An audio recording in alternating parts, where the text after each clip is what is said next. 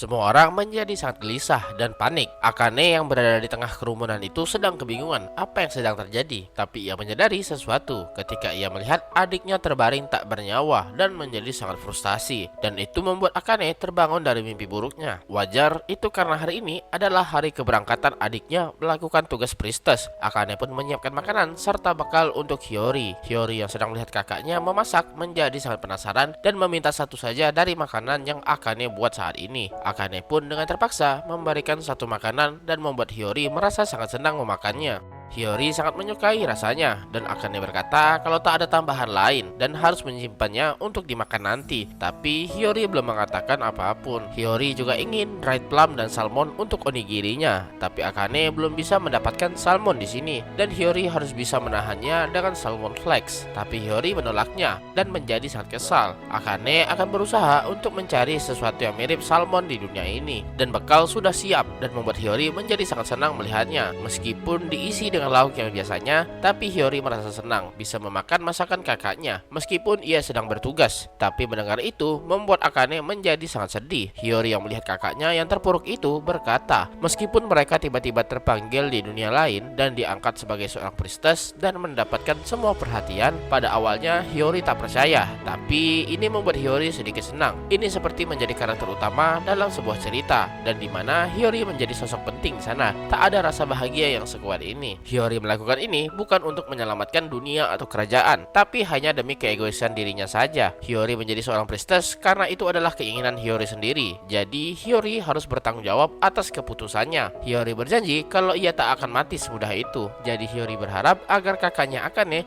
untuk jangan bersedih lagi. Hiyori berjanji akan pulang ke rumah dengan selamat. Jadi tunggulah Hiyori hingga ia kembali dan Akane yang masih tak terima terpaksa menerimanya. Dan setelah itu Hiyori berserta rombongan pergi melakukan petualangannya dalam melakukan pemurnian miasma. Berkeliling benua dalam satu perjalanan akan memakan waktu yang sangat lama. Istana kerajaan hanya tempat mereka berkumpul dan mereka akan pergi kemanapun bantuan dibutuhkan. Dan perjalanan kali ini mengarah ke arah timurnya kerajaan, di mana di sanalah tempat di mana mengalami kerusakan terparah akibat miasma dan dibutuhkan pertolongan secepat mungkin. Dan Akane tak tahu kapan Hiyori adiknya akan pulang. Di perjalanan pulang, Akane bertemu dengan nenek pedagang sebelumnya. Akane memberikan setoples Chico Fruits yang sudah direndam dalam garam dan siap diminum. Tapi jika disimpan di ruangan yang gelap dalam 3 bulan, maka rasa yang dihasilkan akan semakin nikmat. Nenek itu langsung mencoba buah plum itu dan kaget dengan rasanya yang begitu luar biasa. Akane menjadi khawatir apakah nenek itu baik-baik saja. Nenek itu tertawa gembira, tak menyangka akan rasanya yang seluar biasa ini. Ia tak menyangka Chico Fruits bisa dibuat seasin ini. Nenek itu menyadari ada yang berbeda dengan Akane, karena jika Akane yang biasanya dia akan tertawa bersama, tapi hari ini Akane tampak gelisah. Seperti yang telah dijanjikan, nenek itu memberikan gelas dan berharap semoga kebahagiaan menyertai Akane. Akane menerima itu dan merasa sedikit senang atas hadiahnya. Nenek itu tersenyum melihat Akane yang tampak mendingan dan mengelus kepalanya. Ketika Akane sampai di rumah, ia melihat Levine yang sudah menunggunya. Levine berkata apakah Akane bisa membantunya agar Leon, anjing Akane, tak mengganggunya. Levine sudah menyuruh pergi, tapi anjing itu masih saja melekat dengannya dan merasa kalau ini menjadi masalah baginya. Tapi Akane berkata lebih baik Levine menyembunyikan bola itu dan Levine baru menyadari ide itu. Anjing itu menjadi sangat sedih karena Levine tak ingin bermain lagi dengannya. Akane bertanya apakah ada sesuatu yang bisa ia bantu untuk Levine sekarang, karena seharusnya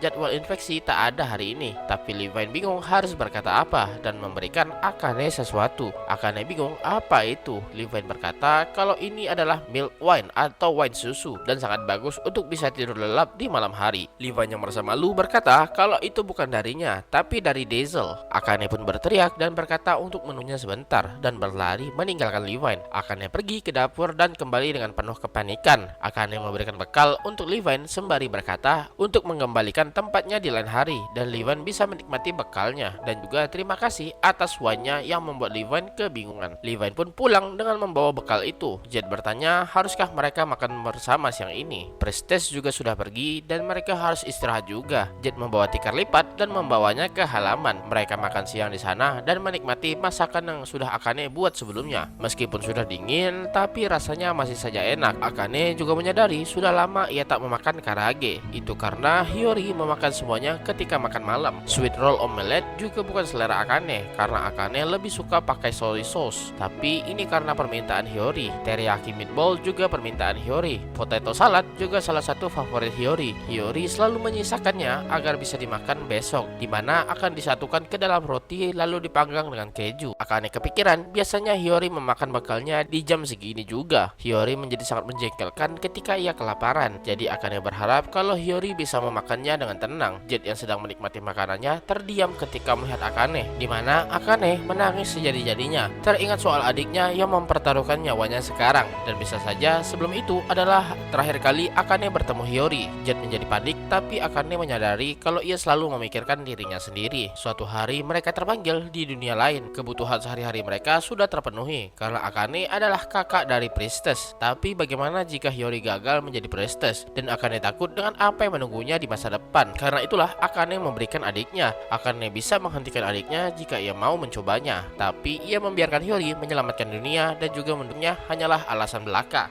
Akane selalu menghindari pandangannya terhadap kenyataan, dan akhirnya Akane paham sekarang. Akane hanya ingin adiknya kembali. Akane tak ingin apapun dan ingin kabur bersama Hiyori. Tapi ini semua sudah terlambat karena Akane hanya memiliki Hiyori seorang. Ayah, ibu, nenek, dan kakek Akane sudah lama pergi meninggalkan mereka. Untuk Akane, Hiyori adalah...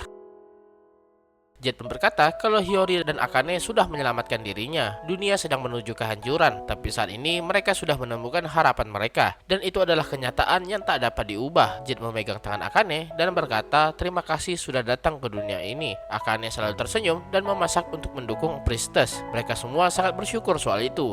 Jet mungkin tak dapat membantu apapun, tapi Jet akan selalu bersama Akane dan berdoa semoga Priestess bisa kembali dengan selamat. Akane yang tak bisa menahan lagi kesedihannya langsung memeluk Jet dan menangis sejadi-jadinya. Tak lama setelah itu, putri kembar datang kembali ke rumah Akane dan membawakan hadiah untuk Akane. Akane yang bingung berkata, meskipun yang mereka berikan sudah cukup, tapi tak perlu memberikannya setiap hari. Tapi itu adalah sesuatu yang harus mereka lakukan. Itu karena mereka sudah melakukan hal buruk kepada Akane. Akane paham maksudnya dan hanya bisa tersenyum. Akane juga sadar mereka sudah lama tak makan donat bersama, dan 2 minggu sudah berlalu sejak Hiyori pergi. Akane dan Jet selalu berdiri dan segerbang menghadap ke tempat Hiyori pergi, berharap Hiyori pulang hari ini. Tiba-tiba Titania datang dan berkata ke Akane kalau Titania merasa sangat lelah dan malam ini Akane harus menjamu dirinya dengan alkohol. Akane pun kaget dengan kehadiran Titania yang tiba-tiba dan membuat Jet khawatir apa yang terjadi. Jet bertanya apakah Akane tidak apa-apa, tapi Akane berkata tak ada masalah. Akane bingung dengan kehadiran tiba-tiba Titania, tapi Titania menjadi sedih karena manusia adalah makhluk yang pelupa. Malam ini Titania ingin meminum wine dari buah dan alkohol yang banyak, dan juga produk susu sebelumnya. Akane mendengar itu menyadari sesuatu dan tak percaya. Akane pun berlari meninggalkan Jet yang membuat Jet kebingungan. Kata-kata Titania jika ia tetap memegang janjinya di mana Akane harus menjamu dirinya, Akane akan memberikan lebih dari apa yang Titania minta, dan Titania harus bersiap soal itu. Dan di sana terdapat sebuah kereta yang penuh pengawalan. Akane berteriak memanggil nama adiknya, dan benar, Hiyori akhirnya pulang dengan selamat dan memeluk kakaknya. Akane menyambut kepulangan Hiyori, dan Hiyori meminta Akane untuk memasakkan makanan untuknya malam ini. Hiyori akan memakan semua masakan dari kakaknya, dan Akane dengan penuh kebahagiaan akan melakukannya. Akane akan memasakkan semua makanan favoritnya Hiyori dan membuat puding sebagai penutupnya. Mendengar itu membuat Hiyori menjadi sangat senang. Akane berkata untuk serahkan semuanya kepada kakaknya, dan cerita pun berlanjut.